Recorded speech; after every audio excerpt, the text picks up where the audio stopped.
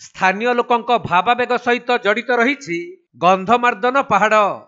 किंबदंतीर बहु रुचक अध्याय एही ऐतिहासिक पहाड़ सहित जड़ित रही सुधा एठारू खଣି उत्तोलन कथा उठुछि, जहाकु नै जन आंदोलन मुंड टेकिबा सह बहु संगठन एहार प्रतिवाद करी आगकु आसीथिबा देखिबाकु मिलिछि। आउ आपण माने जानिथिबे विभिन्न गणमाध्यम रे प्रकाश भी पाइछे जे हमर एमपी संगीता देवी से गोटे आपन खଣି विभाग रे गोटे समीक्षा बैठक डाकिथिले। आउ से समीक्षा बैठक रे से स्पष्ट भाव रे कहिथिले जे जदि खଣି जे विभिन्न खଣି अछि हमर बलांगीर जिल्ला रे आउ विभिन्न खଣି जेन अछि से खଣି को जदि हम लीज आउट करमा बोले हमन के रेवेन्यू आबा जेन के आपण माने समस्त जानिछन एटा पूर्व प्रकाशित।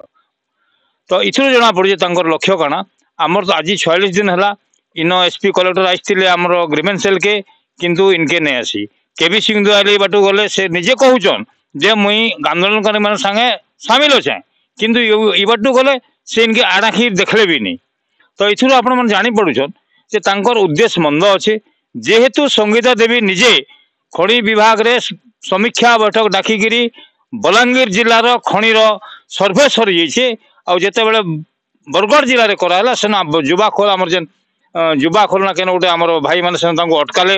बंद कले गोटे कुठरे तांको पचराले आ सेन तांको खेदी दियाइतला। इथिरु प्रमाणित हो जे ई माने दुई wife husband both Sangeeta Devi and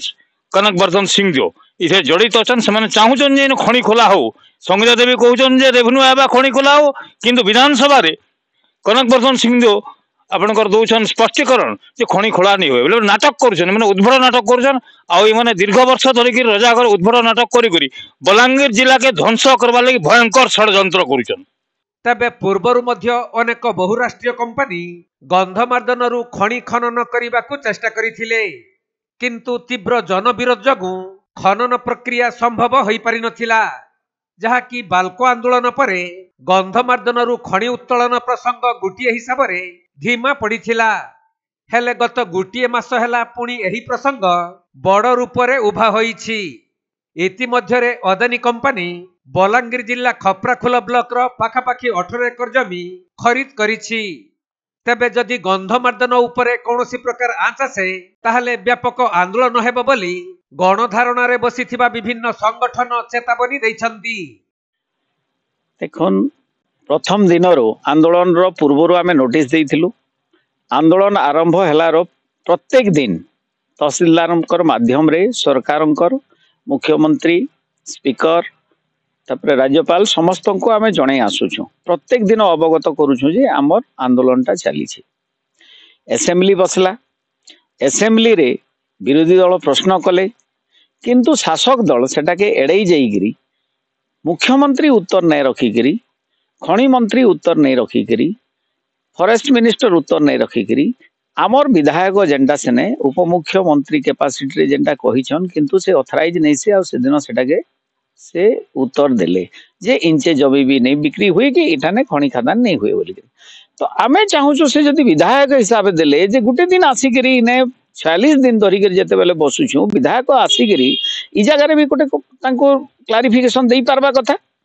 तो से नहीं आसले। तो आमे 46 दिन रहला परे गतकाली बलांगीर रो हमरो हेडक्वार्टर रे जिला सदर महकुमा रे आमे सांबादिक सम्मेलन करी सरकार को उभय भारत सरकार एवं ओडिशा सरकार को आमे नोटिस देउछु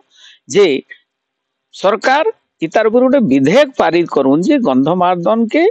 सुरक्षित एरिया प्रोटेक्टेड एरिया बोलिकी गेजेट नोटिफिकेशन करा जाऊ बिल पारित करा जाऊ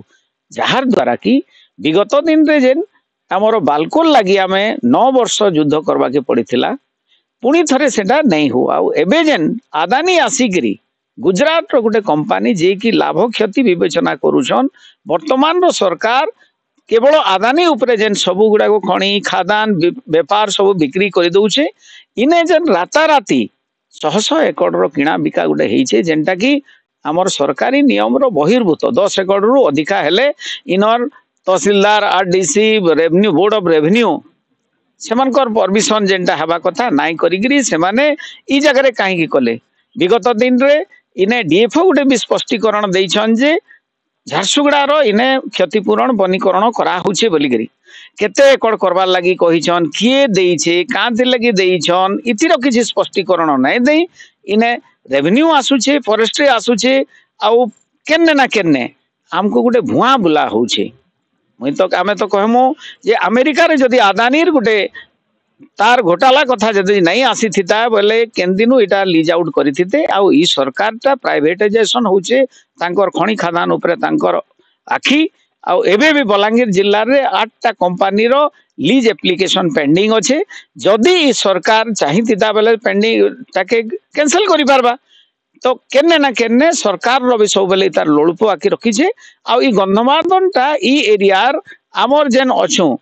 आमर 16 लाख धरिनन बलांगीर रो बरगढ़ रो ई अंचल रो पश्चिम ओडिसा इटा धरोहर आमर जीवन जीविका ई अंचल जदि शस्य श्यामला कि आमे बची रहबाटा बेले इटा होचे आमर निश्वास प्रश्वास बोलिक कहले चलबा तो इटा नेहले आमे चली नहीं पारू आगामी दिन रे गोटे मरुभूमि हेबा पूर्वरु आमे समस्त इटा आमर जेन स्लोगान देवी देखिथिबे जान जाऊ पछे जीवन जाऊ गंधमार्दन बंची थाउ जेंडा बोलिक कहूछु आउ आमे 12 तारीख रे गोटे महासमावेश करमु ई अंचल रो प्राय 12 रु 15 हजार लोक के आशा करूछु 20 हजार भी हेई पारन लोक आमे करी करी इथिरे सर्वदलीय सबु प्रकार संगठन आबाल वृद्ध वनिता धर्म माने जाति निर्विशेष रे समस्त आसिकरी सरकार को आमे दाबी जणामु जदि 12 तारीख नहीं हेबे बोले ई आंदोलनटा दुर्बार हेबा सर एसपी कलेक्टर आसीथिले कना आसीथिले पाखी की नहीं देखि आनारकी बोले बोले नहीं से माने बिल्कुल नहीं आसबार किंतु आपण देखबे हमर पाखे इटा चिठी अच्छे प्रत्येक दिन आमे कलेक्टर को जणाउछु जे आदि एतकी दिन रे हमर अनशन रे चली छी। Balangir जिल्लारू Pazhassi बरिहांक report Konark live.